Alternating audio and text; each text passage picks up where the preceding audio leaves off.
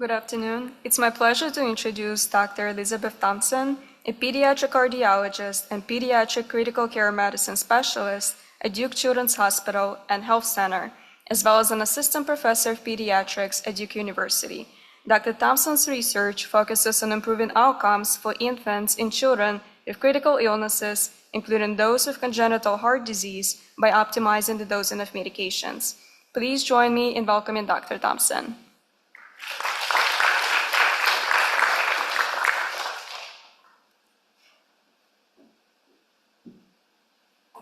All right, thank you so much. I'm very excited to be here. I'm gonna figure out how to work this. This should all be good. Okay, hold on, let me just go back here. All right, so today I'm gonna talk with you guys about a project I've been working on for a few years now regarding human milk transfer and infant exposure to maternal sertraline. And really this is focusing on the trial design and how we can get the most bang for our buck in designing trials. So we'll be evaluating novel sample collection here. I don't have any disclosures, but this project was generously funded through the PTN and the Human Milk Institute under NICHD, and I was very lucky to receive an opportunity pool award from MPRINT, and I'm very grateful for that. So a lot of this is going to be stuff that we've heard, stuff we'll hear over the next couple of days, but a common barrier to breastfeeding is the perceived risk of prescription drugs. We know that there are a lot of lactating women in the United States who are taking prescription drugs, but despite LactMed and all these other great resources, we really don't have adequate safety data for use in lactation. Only about 2% of those drugs have that safety data. So for this first graph here on the left, we're looking at the percentage of infants receiving any milk, which is the light blue line, and then exclusive breast milk in the dark blue line. And we're doing pretty good about getting moms to start breastfeeding, about 80%. But at about that 6-month range, which is what the American Academy of Pediatrics and the American College of Obstetrics and Gynecology are recommending exclusive breast milk through, we're really only hitting, between a quarter and half of infants. And this graph here on the right looks a little bit similar. This is the probability of breastfeeding over time based on maternal medication use. And all of the people in this study, or all of the mothers in this study, actually got counseling on breastfeeding and their medication use. And again, you can see over time, breastfeeding rates decrease, but that's even more so in those who are receiving medication. And so in particular, what we're focused on, and I know there'll be discussions about this later in the week, is treatment for perinatal depression, because we know that that occurs commonly. It can have devastating effects on mom and child. And ultimately, ACOG, which is the American College of Obstetrics and Gynecology, recommends psychotherapy or pharmacotherapy, particularly with sertraline or escitalopram, and against withholding or discontinuing medications for mental health conditions due to lactation status alone. And this is despite having a lot of data to support that. But ultimately, the effects of maternal pharmacotherapy on the infant is poorly characterized. So we can look at different levels, but even long-term effects like neurodevelopmental outcomes, which again, I know we'll talk about later in the week, are really unknown. So when thinking about the maternal sertraline dose infant exposure relationship, which I'm going to argue is inadequately characterized, I like to think of it almost in 3 steps. So it's mom is taking the oral drug, so what's getting into her plasma, what's getting from her plasma to the breast milk, and what's getting from the breast milk to the infant. So for sertraline, we know that it is slow absorption, it has a long half-life, it's metabolized in the liver to desmethylsertraline, which is a less potent but still active metabolite. It's highly lipophilic and has high inter-individual variability. And these graphs here, the top one is sertraline, the bottom one is desmethylsertraline over time from last dose. And we're looking at milk concentrations in the white circles, plasma concentrations in the black circles, and then total excretion in the triangles. And ultimately, it's variable, and so it's hard to tell a mom that, this plasma level is going to peak, or your milk level is going to peak at this time, pump and dump around that. And then as far as the infants go, we don't have great PK in infants, and reported studies so far have shown that plasma levels range from about 0 to 15% of maternal plasma levels. And we can't only look at the PK exposure at one point in time. I know this came up a couple talks ago, but human milk changes over time. This graph here shows that as you're going from colostrum over to your infant being 10 months old, the composition of protein, fat, lactose, it all changes. And with that, how sertraline binds to the different components of milk and transfers into milk can be different. So just to summarize here, because we went through that pretty quickly, but the perceived risk of prescription drugs might be a barrier to breastfeeding. We know that sertraline is efficacious for the treatment of perinatal depressive disorders, but effects of sertraline on the infant are unknown. Maternal PK properties of sertraline, again, are such that we can't breastfeed around the dosing. The transfer of sertraline through human milk to infants is incompletely characterized, and the factors that might affect sertraline exposure over time, change over time. So we know the problem, it's a little bit harder to address that, and I think many of us in this room are very aware of the challenges that face maternal and pediatric studies. We know that there's potential exposure of an infant to an understudied drug, which might prevent enrolling prospectively in clinical trials. Due to needing milk, which is often liquid gold, and potentially blood samples, maybe not wanting to poke a child, there might be some reluctance to consent. There's high inter-individual variability from the mother and the infant, so being able to characterize that variability over time. The time and money required to collect these samples, kind of what I just mentioned. And then a lack of trained clinical researchers with the expertise to design and interpret these trials, which is why I'm really glad that MPRINT is here to help facilitate that. And so while there have been a lot of people thinking about this problem, these novel trial designs are really making research more accessible for lactating women and increasing enrollment. So we've heard a lot about population PK modeling and simulation, which can use sparse data from small populations to characterize variability in drug disposition. We can look at opportunistic studies in vulnerable populations. So can we capture people who are receiving drugs per standard of care? Can we capture labs that are obtained per standard of care? And then at-home data collection, which is something that's really cool, either using this Tasso device, which you can send to moms, you can send to babies at home and collect dried blood spots. And how can we use this data? But I think the most important thing is before we can just say, this study design is great, we really need to validate it, understand what variability there is, and be able to characterize it. So for this project, our overall objective was to evaluate a systematic approach for quantifying drug transfer into breast milk over time using novel collection methods and standard of care drug use to provide guidance for safe breastfeeding during maternal drug therapy. And a little bit more specifically, looking at our aims, the first aim was to estimate sertraline and desmethylsertraline exposure parameters in each cohort, which I'll get to in a second. We're looking at 2 cohorts here. To compare exposures in overlapping postnatal ages, and then to evaluate exposure changes over time. And for this project, or for this presentation, I'll largely focus on aim 2 because I think that's what's most interesting, with hope to be able to expand that in the future. So under the MPRINT Opportunity Pool Award, we were able to collect data or use data that have been collected from 2 research networks. So first, from the Pediatric Trials Network CUDDLE study, which is the commonly used drugs during lactation and infant exposure study. So this is all mothers who are taking sertraline per standard of care. And I would say this is what we would consider the gold standard here. So human milk is collected in the clinic. You're documenting what time the milk was collected, how much, where that was in relation to the dose. And then there's also infant plasma collected in the clinic. From this study, we were able to have 53 mothers, and that had 33 infants, so we were ultimately able to get 33 paired samples. But one of the limitations of this study is that it only collected data up through the first 180 days of the infant's life. So it's still good to have that data through 6 months, but that leads us into the Human Milk Biorepository, which is, that's out of UC San Diego, and is a really awesome biorepository that looks at a lot of drugs and has a lot of mothers participating. So this is also mothers who are taking sertraline per standard of care, but rather than the, what I'll call, with quotes, gold standard collection that CUDDLE has, this is looking at-home collection of milk and then taking maternal dried blood spots. They also do infant dried blood spots at home. We just didn't have access to that through our part of this study. We were able to get a very robust sample there with 198 mothers, and this is really spanning out, so up to about 2 years postpartum, so really giving us a lot more broad data when we're looking at how old these infants are that are being exposed. So then when we were looking at the exposures of sertraline and desmethylsertraline, we categorized them into time after last maternal dose, so broken down essentially into 3-hour categories, and then the infant postnatal age categories as well, broken up, along some milestones, knowing that when some hepatic enzymes are maturing or renal functions maturing, just trying to have some logic there.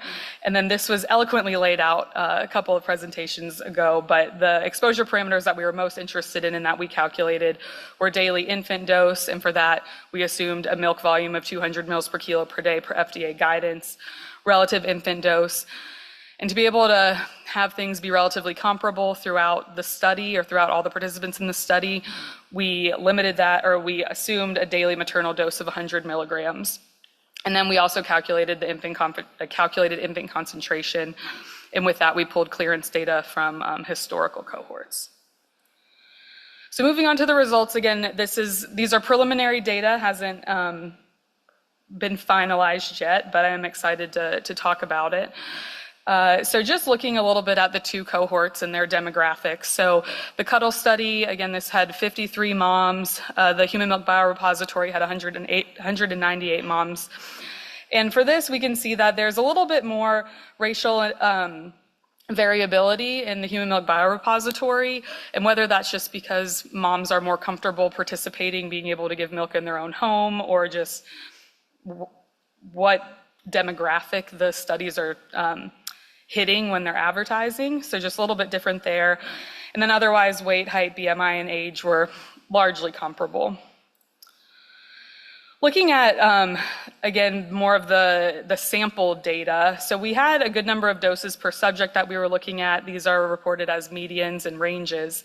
Something that was interesting, I thought, was in the CUDDLE study. Oh, that doesn't show up here. Okay. In the CUDDLE study, we had serial sampling, essentially with a median of 2 samples per subject, whereas in the Human Milk Biorepository, each mom only contributed 1 sample. And again, as I talked about before, there's a lot more variability in the postnatal age range in the Human Milk Biorepository rather than the CUDDLE study. So here, the sertraline breast milk concentration, these are comparable to what we're seeing as therapeutic levels reported in the literature, but just so things could be compared more easily, I'm reporting things as dose normalized.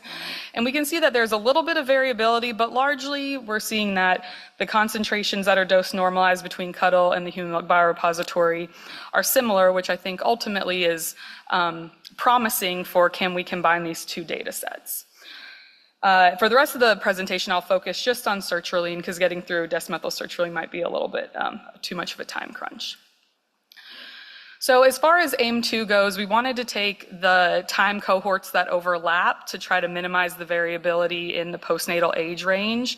And so we have the time range that overlapped was from about a month of life to 168 days. And we had 25 samples from CUDDLE in that time period and 79 samples from the Human Milk Biorepository. So this graph here has postnatal age on the x-axis, dose normalized concentration on the y-axis, and then each panel is broken down into time after last dose across the dosing interval. CUDDLE is in black and the Human Milk Biorepository is in blue. And I think largely this is just to demonstrate that we're seeing a lot of this is overlapping. They're generally falling all in the same concentration or plasma exposure. And just another way to visualize this, so now this is looking at time after last dose on the x-axis, again across the dosing interval with dose normalized concentration on the y-axis. There are definitely, I think, some of the limitations here that there are some time points or some 3-hour time groups that we don't have CUDDLE samples, so we're missing that. It's a little bit, real world data can be tough in that sense. But largely we're seeing what appears to be steady state-ish concentrations across the dosing interval that are largely comparable, although with a decent amount of variability. So a lot of numbers here, but these just are going to show our calculated infant exposures by protocol based on time after last dose. And a little bit of this looks familiar, looking at the average concentration and then worst case scenario max over the dosing interval. So first, looking at the average milk concentration between CUDDLE and the Human Milk Biorepository. Again, so these are absolute values, not dose normalized, and we can see that at certain time points, they are comparable, but there also can be a lot of variability. Like if we're looking at this 15 to 18 hours after dose, we have a median of 108 nanograms per ml, compared to in the Human Milk Biorepository about 38 nanograms per ml, whereas some of them look very similar. But if we're looking at what our maximum concentration is over 24 hours, that's down here, and we would consider that worst case scenario. And then looking at the daily infant dose, this is in milligrams per kilogram per day. So again, they're very low concentrations here. 0.045 and 0.07 is the worst case scenario, but other than that, most are less than 0.1. And looking at our other exposure parameters, so the relative infant dose and the calculated infant concentration. So like we heard earlier, while there's no strict cutoff for what is safe to be in breast milk, it's generally accepted that a relative infant dose less than 10% is acceptable. And so here we're looking at our worst case scenario, a relative infant dose of around 5%, but most of the time it's less than that. And then the calculated infant concentration is around 1 nanogram per ml. And just to put that in context, when we're looking at therapeutic sertraline exposures in moms, those are much closer to 50 to 100, and we're not seeing adverse events until it's 200 to 500 nanograms per ml. So that was broken down by the two cohorts. This is essentially just combining all of that together. And again, I think the takeaway from this slide is there's a lot of the last two slides is that there was a lot of variability, but here that overall the relative infant dose is low and the calculated infant concentrations are also low. So this is going back to looking at the whole cohort, not just the ones that overlapped, kind of touching on AIM-3. So how does the concentration or exposure in breast milk change over time? So we're seeing that all of our CUDDLE samples, which are in blue, are in the first 6 months of life, whereas the Human Milk Biorepository really stretches that out. And overall, I think, again, taken with the asterisk that there's a lot of variability, maybe you see some increase in exposure over the first 6 months of life that then tapers off. Granted, it's all over the place for greater than a year old. And then when you combine both of those cohorts together, I think we're seeing something similar. Maybe you're seeing a slight increase in exposure over the first 6 months of life, and then just very variable after that. So again, a lot of this is preliminary data. It's working with messy real-world data that has a lot of limitations, but I think can be very important if we can be able to compare studies that are clinically done, that we have a lot of data for, and then combine them with more real-world opportunistic data to then be able to lump these two groups together and then be able to understand if medicine is safe for use in lactation. So I think overall for the preliminary data that we've shown, overlapping postnatal ages appear to have similar breast milk concentrations between the two groups, but we know that there's high variability, sample sizes are small, there are some groups there that are missing samples, in particular for the different time groups. Maybe breast milk concentrations increase for up to 6 months, but overall I think the bottom line is that infant exposure is low. As far as the future impact of this, I think hopefully between both CUDDLE and the Human Milk Biorepository, we'll be able to provide data to guide the safe, effective use of sertraline during breastfeeding. I think the biggest take home of the study is we want to eventually be able to validate at-home sample collection, and then once we can do that, be able to combine the data to develop a POP-PK model, evaluate covariates, so what's really driving variability and exposure, and then hopefully expand this approach to other drugs that are in need of data. So I wanted to thank, of course, all the moms and infants that have donated their samples, but in particular Dr. Chambers and Dr. Watt, who are the PIs of both the Human Milk Biorepository and CUDDLE, and then my mentors at Duke, and I'm happy to take any questions.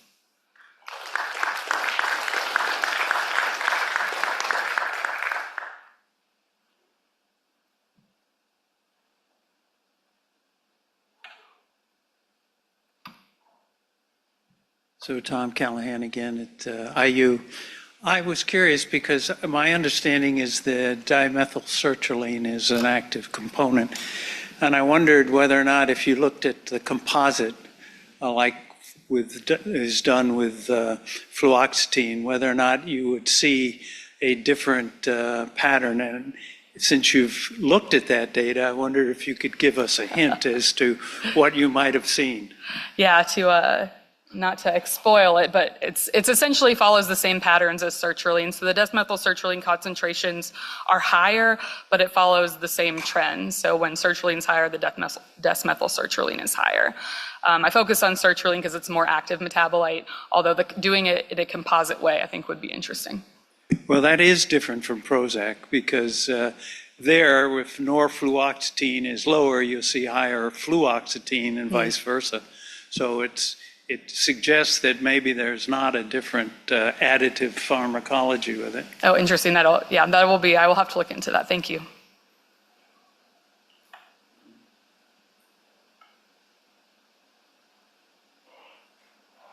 All right, seems like we'll be a little bit early.